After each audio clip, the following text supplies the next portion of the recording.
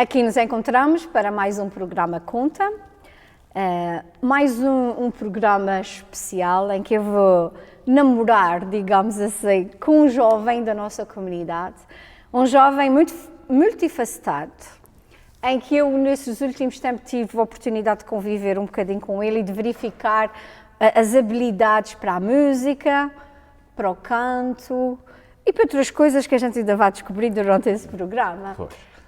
Durante alguns anos desempenhou também uma função aqui na bonita Igreja do Espírito Santo, onde nos encontramos aqui em Fall River, e por isto o estarmos aqui hoje um bocadinho também em homenagem ao trabalho que o nosso Nathan Carvalho tem vindo a desempenhar também nesta igreja. Vamos conhecer um bocadinho o lado romântico, o lado familiar, o lado profissional. É o programa A Márcia Sousa. Vamos acabar por descobrir mais um bocadinho, Nathan, do nosso professor, do nosso amigo, do nosso membro desta comunidade. Por isso, obrigada pela oportunidade, obrigada por teres aceito vir ao nosso programa. Obrigado, eu. E é com muito gosto, porque eu acho que pessoas como o Nathan e como muitos outros que estão aqui na nossa comunidade, em que eu deixo aqui a abertura, porque o programa está aberto a todos, para virem contar um bocadinho da sua história e aprendermos e vermos que todos nós temos uma história, mas podemos aprender uns com os outros. Por isso é que eu hoje quero aprender com o Nathan e conhecer um bocadinho quem é o Nathan. Onde é que o Nathan nasceu? Para começar, Nathan é nome americano. É. E nasceu na América. Nasci cá na América, mas para dizer a verdade, o nome Nathan é judeu, veio da Bíblia. Nathan era um profeta. Era a mão direita do rei David, para dizer a verdade. E foi essa a razão que os teus pais deram-te o nome Nathan? Nem pensar nisso. Eles nunca te disseram porque nem tu tinhas Nathan? Não. Mas não, em primeiro lugar, eu quero agradecer a Márcia por este convite. Eu estou bem contente de estar aqui. É uma honra estar aqui nesse programa. E eu acho também é bom para mostrar à nossa comunidade portuguesa que ainda há juventude. E ainda há pessoas com a minha idade que querem aprender coisas sobre a nossa cultura, as nossas tradições e que os portugueses vão ficar para sempre, daqui para a frente. É uma honra estar aqui contigo. Não, muito obrigada. Então diz-me, onde é que tu nasceste e como é que ficaste com o nome de Nathan ou Nathaniel? Isso é uma salada russa, mas eu vou explicar. Pronto, eu nasci cá na América, nasci em Providence, no Rhode Island. Eu sou o filho mais moço dos meus pais. Somos três, tenho duas irmãs mais velhas. Eu sou o príncipe da casa. Como é que se chamam as tuas irmãs? A minha irmã mais velha chama-se Jenny, ou Jennifer, mas a gente chama-se Jenny. A outra é Kathleen, que a gente chama-se Kathy, e eu. E temos uma grande diferença entre cada um sobre... de idades? De idades. A minha irmã mais velha, nós temos diferença de 15 anos. E a minha outra irmã temos a diferença de 9 anos. Então foste mesmo o menino Jesus lá da casa? Não Foi uma surpresa. Mas pronto, nasci cá, mas eu digo que nasci cá, mas eu fui criado numa casa bem portuguesa. Bem portuguesa. Os teus pais são naturais de que freguesia? Sim, o meu pai nasceu na Bretanha, Remédios de Bretanha. Ele foi criado lá, e a minha mãe, Santo Antônio, Além Capelas, na Ilha de São Miguel. Os dois nasceram lá, criámos lá, e os dois emigraram para a América. Interessante, eles não estavam a namorar, mas eles emigraram para a América no mesmo ano, 1975, acho eu. E conheceram-se aqui? Sim. Eles já conheceram lá. A minha mãe teve uma tia que morava nos Remédios. Quando ela era menina, ela sempre ia para lá, para a casa da tia. Não sei se é tia ou prima agora, já não sei, mas era família. E ela brincava com o meu pai, antigamente, naqueles tempos. Ela conhecia o meu pai como amigo, mas nem mais nada. A minha mãe teve um namorado naquele tempo que ela deixou quando ela veio para a América. E o meu pai, a mesma coisa, ele teve uma nova lá. Mas foi uma vez interessante, e eu acho que isto é que abriu a porta da minha vida aqui na igreja. Foi um domingo, na igreja de Nossa Senhora de Saúde, que era uma igreja portuguesa aqui na cidade, que já fechou, e o meu pai cantava no coro. E ele estava lá em cima no coro, e a minha mãe estava na missa. No fim da missa, a minha mãe estava a sair da igreja, da porta principal, e as escadas para chegar ao coro estava mesmo ao lado da porta. Só quando a minha mãe estava assim da porta, meu pai também estava a descer as escadas ao mesmo tempo. E aí é que eles se encontraram. É isso mesmo. E o resto é história. O resto não é história, não é história. Eu estou a ver o que é que o Nathan tem da mãe e do pai. Infelizmente os teus pais já não estão entre nós. Sim. Não é, Nathan? Sim, Eles sim, faleceram. sim. É difícil, mas também é vida. E infelizmente eu aprendi isso mais cedo que eu queria. Mas pronto, isso faz parte da vida e graças a Deus eu tenho a minha fé. Tenho uma grande fé.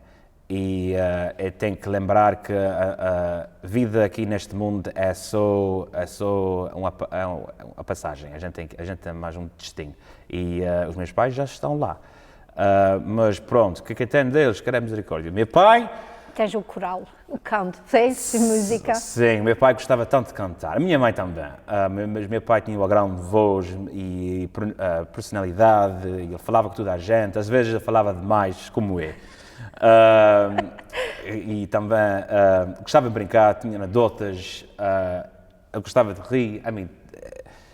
Meu pai era, agora toda a gente diz que o seu pai é o melhor pai do mundo, mas para mim ele era o meu herói e aprendi muito com ele. Infelizmente meu pai morreu quando eu tinha 12 anos, foi tempo curto, mas aprendi muito naquele tempo. É isto que eu tenho do meu pai. Eu gosto de cantar, eu gosto de falar, eu gosto de brincar. E da mãe? Minha mãe, minha querida mãe. A minha mãe também, ela gostava de cantar, ela gostava de falar, mas ela quer dizer que ela era tímida. Quer dizer, a minha mãe não era tímida. Ela teve um apelido, as pessoas chamavam-lhe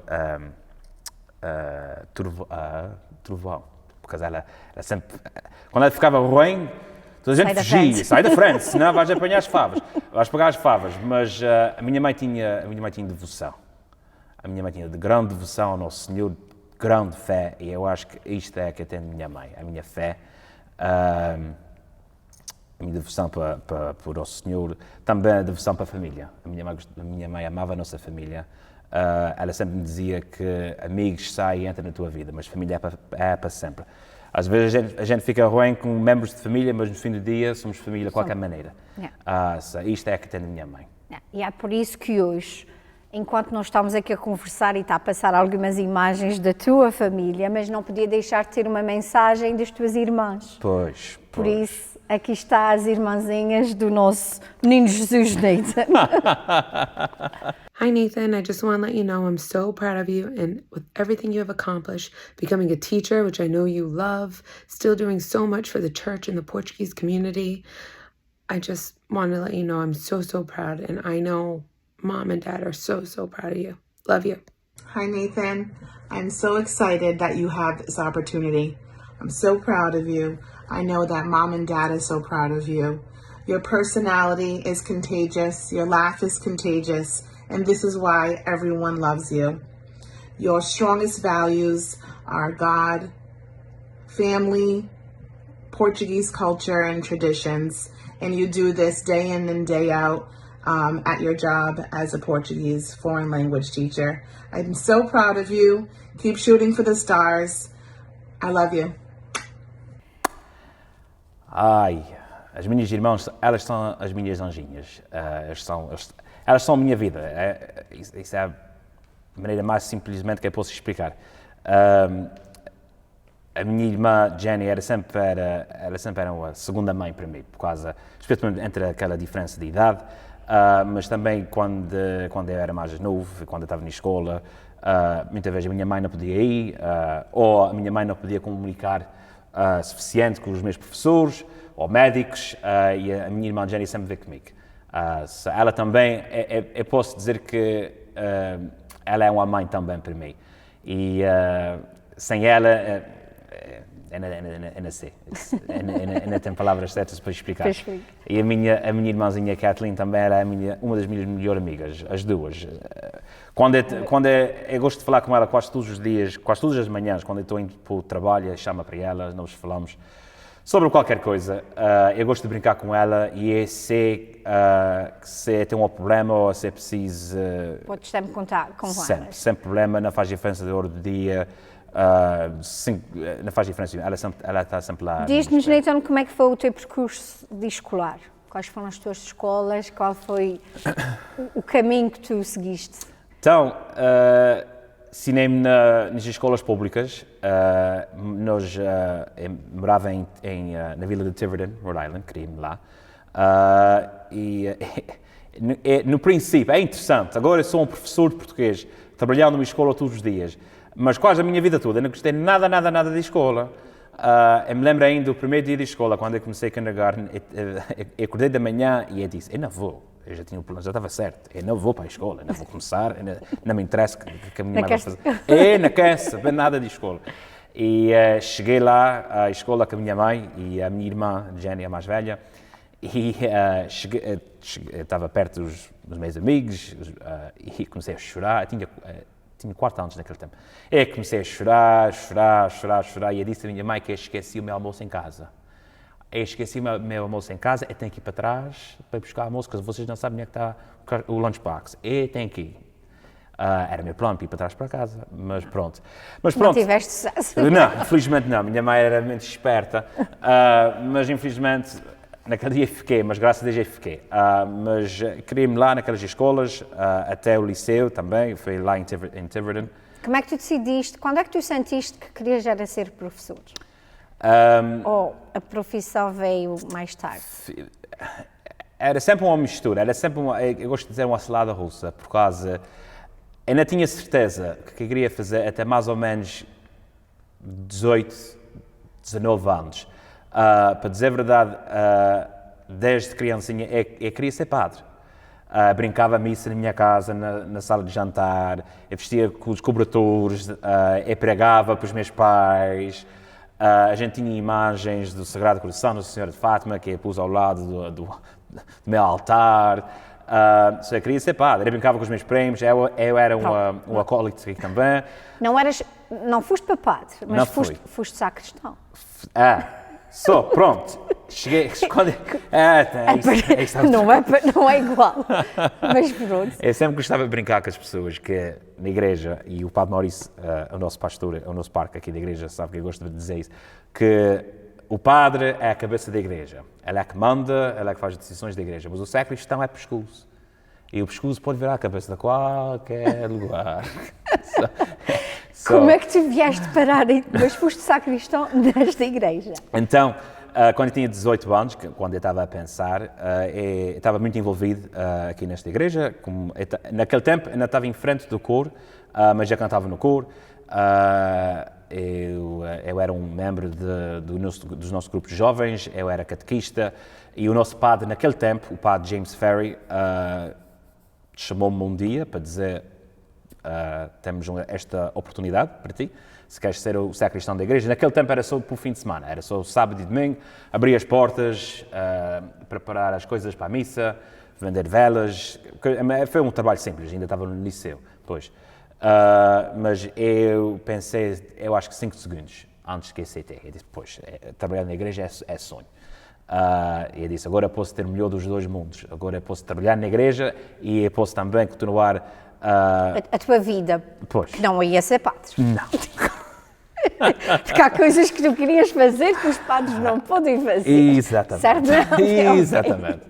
Essa parte, ok. E durante quantos anos é que ficaste aqui a trabalhar como sacristão? Quase 10. Eu acabei o meu trabalho como sacristão, foi o ano passado. Foi difícil, para dizer a verdade, era difícil. Por causa, entre aqueles 10 anos, o meu trabalho como sacristão cresceu. Não era só para abrir as portas, não era só para preparar as coisas para a missa. Segunda a sexta, eu trabalhava na reitoria. Tive o meu gabinete, tive mais responsabilidades, eu tive aqui todos os dias. Era difícil para... Quando estás a fazer uma coisa, a mesma coisa para todos os dias, para quase 10 anos, é difícil para deixar. E o que é que te fez mudar de vida? Isso é uma história. Eu sei que tudo tem uma história tudo contigo. Tem uma história, tu não tem. Por isso conta-nos a tua história. Cheguei a um ponto, foi o ano passado, foi no verão de 2021, que cheguei a um ponto da minha vida que era preciso trocar certas coisas. para crescer e eu queria fazer mais para mim, para a minha vida. Eu tentei, era só para experimentar. Eu vi online que Dartmouth High School estava à procura por um professor português, que eu estudei na Universidade de Massachusetts, Dartmouth. Eu tenho o meu bachelor's degree em português, e eu disse, deixa-me ver. E mandei o meu resumo e eu acho que foi só 2 ou 3 dias, recebi uma chamadinha para fazer uma entrevista, fui. E depois daquilo, levei só mais um dia para receber a chamada que... Tinha sido assim. Yeah, E estás então com o professor há cerca só de um ano. Como é que tem sido essa tua experiência? Estás a lecionar quais os anos? Eu sou professor de português 1 e 2. A maioria dos meus alunos são freshmen e sophomores, entre as idades de 15 e 16, até alguns com 17. Mas eu posso dizer, sinceramente, eu acordo todas as manhãs alegre. Eu quero ir para o trabalho. Não há um dia nenhum que eu não quero ir para o trabalho. Chega alguns fins de semana, chega domingo à noite que eu digo, tenho que ir para o trabalho. Eu gosto tanto do meu trabalho, eu gosto tanto dos meus alunos. Mas, Nathan, tu, com a idade que tens, ainda és considerado um jovem, estás a lecionar pela primeira vez só há um ano. A lecionar com alunos dessas idades, que nós todos já temos filhos ou irmãos em casa e sabemos como é que está a nossa juventude hoje em dia. Yeah. É um desafio para ti todos os dias? Há sempre uma coisa com eles. É interessante por causa, sou jovem ainda, e com eles nós temos diferença mais ou menos 9, 10, alguns 8 anos de diferença de idade. Só é engraçado, às vezes eles sabem que eu não sou um velhinho, se eles gostam de experimentar e provar certas coisas comigo, e às vezes eu aceito e eu deixo as coisas a passar. Mas eu gosto. Mas para ti também é um desafio, porque tu achas que também podes influenciar ou tocar a vida deles, não apenas como professor. E no fim do dia, isto é a minha meta, então não é? Sou professor português, recebo meu cheque para ensinar português, mas no fim do dia, por exemplo, hoje, antes desta entrevista, eu tive um grupo de 5 alunos que era depois de escola. Depois de escola, normalmente, quando eu era um aluno no liceu, quando a escola acaba, eu quero ir para casa. E quase todos os dias eu tenho este grupo de jovens que querem ficar no meu quarto, falar comigo sobre a vida, para queixar, para rir, só para conversar. Eu acho que eu estou a fazer esta parte também na vida deles. Eu gosto, eu adoro isto. E ainda bem. Vamos aqui dar um saltinho, porque por mais que a gente... nas tuas histórias todas, vamos voltar aqui à história da igreja, mas na parte do coro. Eu tive a oportunidade, e a nossa comunidade ao longo dos anos já tem vindo a assistir aos vossos concertos, não só no Natal, porque eu sei que vocês têm coro todas as semanas. Sim. Na missa, mas como é que surgiu essa ideia? Este coro já tem a sua idade, mas quando é que tu começaste a ter mais responsabilidade? Então, como eu disse, meu pai cantava no coro na Igreja de Saúde, também a minha mãe também cantava no coro da Igreja de Nossa Senhora de Saúde. Meus pais estavam sempre a cantar. Então, para cantar, fez parte da vida da família Carvalho. As minhas irmãs também gostam de cantar. Quando a nossa Igreja de Nossa Senhora de Saúde fechou, e a gente veio cá para essa igreja, os meus pais entraram logo no coro.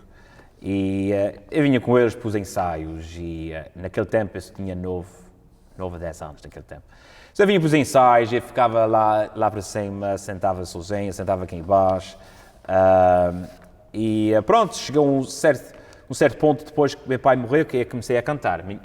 Depois que meu pai morreu, a minha mãe ficou no coro, e eu comecei a cantar no lugar dele. E eu estava a aprender do nosso mestre naquele tempo, que era o Sr. Carlos Oliveira, que aquele gajo, ele tem um dom para a música.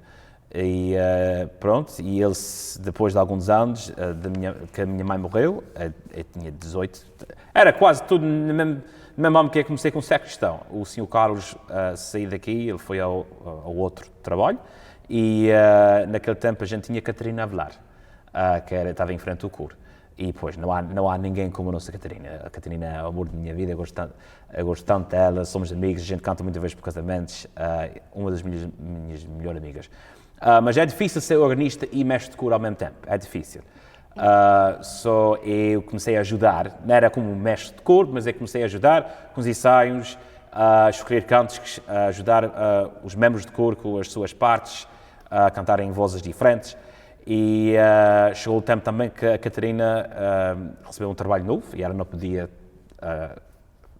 a tocar para a missa quando a gente tem coro. A gente tem coro só uma missa todos os domingos. E foi naquele tempo que eu tomei conta. E estou aqui ainda. E é um bocadinho em homenagem a todas essas pessoas que dedicaram o seu trabalho, o seu sacrifício, porque eu acredito que é o seu esforço.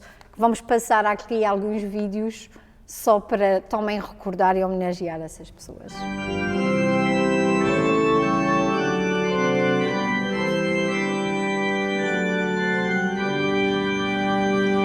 Lord,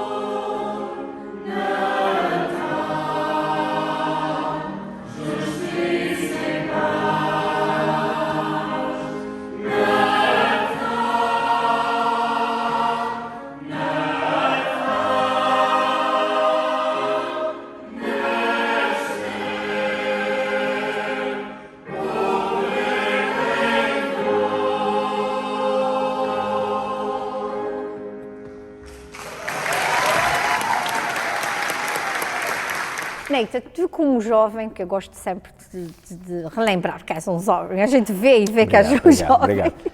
Eu fiz 27 algumas semanas atrás. Exatamente. O que é que tu achas que é necessário para envolver mais a juventude em atividades desta natureza? Em bandas de música, coros, atividades culturais das paróquias ou outros. O que é que falta? Eu acho que não é tão complexo como as pessoas acham, por causa eu trabalho todos os dias com esta geração. E muita gente, eles gostam de dizer que esta geração agora, que eles não querem trabalhar, eles não querem saber coisas. E não é isto, eles querem, mas esta geração, contra gerações de passado, eles querem saber mais, eles querem saber porquê. Queres que eu cante neste coro, mas porquê? Qual é a razão? Queres que eu dance nesse grupo folclore, mas porquê? Porquê que a gente faz isto? Queres que eu toque numa banda de música e queres que eu ande nos caminhos de Fall River o verão inteiro, mas porquê? E eu acho que é a nossa responsabilidade para ensinar a eles. A gente não pode dizer, tem que fazer isso porquê? Ou vocês têm que estar envolvidos nisto por causa eu quero, ou por causa eu fiz quando eu tinha a tua idade. A gente não pode falar assim com eles, eles querem saber porquê.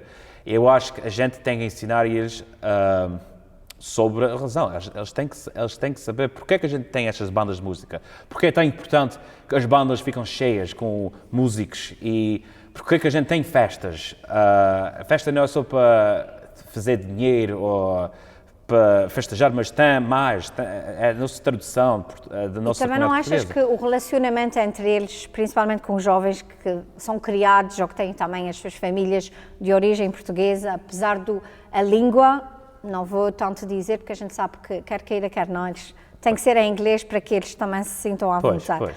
Mas não achas que eles também sentem alguma semelhança? Isto é criado da mesma forma que eu, porque também tem os mesmos valores, as mesmas tradições. Sim. Mas não é fácil convencê-los e incentivá-los a virem e participar das coisas. E chega a um certo ponto que, depois de tanta vez ouvir não quero, certas pessoas dizem, pronto, não queres. Mas a gente tem que estar sempre atrás deles, sempre. Tem que lutar, tem que ser. A gente tem que lutar por causa, como estou a dizer, os portugueses não vão sair daqui, a gente vai ficar para sempre. Claro que vamos ficar aqui para sempre. O que é que faz um Nathan quando não está a trabalhar? Não sei. Não fazes nada, não gostas de ler, não gostas de passear. Para dizer a verdade, eu sou uma pessoa... Estás sempre a trabalhar, ou estás na escola ou estás na igreja? Eu estou sempre num lugar, eu nunca estou em casa. Eu estou sempre num lugar, se não estou no trabalho, eu estou aqui na igreja. Se não estou aqui na igreja, estou na casa de um amigo. Eu gosto de comer, mas eu não gosto de cozinhar. Eu estou sempre à procura de uma casa para comer todos os dias. Então já sabem, quando tiverem comidinha boa, podem ligar ao Nathan que ele vai... E eu tenho um certo grupo de amigos que é tanta comida preparada para mim já. Já estão habituados. Mas eu sou a pessoa, eu gosto de falar, eu gosto de estar com pessoas, eu não gosto de estar sozinho em casa, fechado. Eu fico com agonias. Chega aos sábados, no sábado eu fico em casa só até 11 horas e depois já tenho que ir embora. Tenho que fazer uma coisa por causa do inquieto passeio. Eu estou sempre fazendo uma coisa. Mas o que é a parte romântica? Alguém especial na vida do Nathan? Em busca do amor ideal. Ainda estou à procura. Boa. Eu gosto sempre de fazer esses jogos. O momento mais triste para ti, Nathan? Até à data. Um momento mais um dos momentos. Um dos momentos mais tristes. Ai, isso é tough. Que acredito que nós todos temos momentos muito tristes na nossa vida. Pois. Para mim, eu acho que, perder meu pai era difícil. Perder o seu pai é difícil. Mas quando meu pai morreu, eu fiquei mais perto de minha mãe. A minha mãe ficou a minha melhor amiga, era a minha confiança, era tudo para mim. E quando eu perdi a minha mãe, uma parte do meu coração foi com ela. E eu acho que para mim aquele era o momento mais triste da minha vida, quando a minha mãe faleceu. Momento feliz? Mais feliz? Querida, tem tantos. Tens que escolher. Tenho que escolher um. Eu acho que foi aquele que decidiste que não ias ser padre e preferias ser sacristão. Pronto. Se tu pudesses voltar atrás, há alguma coisa que tu farias diferente na tua vida? Sim. Sim, com uma pessoa, que eu não vou dizer nome, mas com uma pessoa, se eu podia por trás, fazia coisas diferentes com essa pessoa. Com essa pessoa, pronto. Fica aqui a dúvida no ar. Isso mesmo, vou escrever o livro. Um sonho que te falta ainda realizar. Uma coisa que tu queres mesmo de coração. Já não vais ser padre. Padre Essa está não. fora de questão. Padre não. Então, Estou brincando. padre, não, mas é verdade, o sonho Mas que eu um tenho sonho a realizar. é ser pai, quero ser um pai. Eu sempre dizia que um dos razões que eu não queria ser padre é por causa que queria dar para os meus filhos o que meu pai não podia, por causa de ser tão cedo. Então, eu estou à espera de ter uma família grande e ser um pai teimoso e chato para os meus filhos e isso é uma das e coisas. também um pai que vais transmitir aos teus filhos aquilo que tu também aprendes. Exatamente. E nós não podíamos terminar aqui a nossa entrevista sem ter uma mensagem que provavelmente nas palavras dele são as palavras de muitos outros padres que também conhecem o Ney, também tiveram a oportunidade de conviver contigo, mas tinha que dar prioridade ao Sr. Padre Maurício, porque é o pastor atual daqui da Igreja do Espírito Santo, e para te deixar essas palavras. Muito obrigado. Ele é um bom padre. Hello, Nathan. Making this video kind of reminds me of the old TV show, This Is Your Life, when a personality would be interviewed and then other personalities would come around and tell them how their lives touched each other's lives. I'd just like to take this opportunity to thank you for all that you do to help us here at the parish, for all the good that you spread, and also to wish you all the best in the future. May God bless you today and always, and all the best in the years ahead. God bless. Tão giro. Estás abençoado. Estou. Pronto. Pronto. E eu acredito que nas palavras do Sr. Padre é isto. Obrigada, Nathan, porque eu acho que tu tocas a vida de muitos de nós, sem mesmo tu te aperceberes, por vezes, mas que deixas sempre algo em cada um. Por isso é que, e continua com essa tua energia. Pois, sempre à frente. Sempre à frente, sempre a fazer coisas. E, essencialmente, quando tu dizes que eu adoro ouvir a comunidade, o português não acaba, não acaba. Não acaba, nunca. Muito obrigado.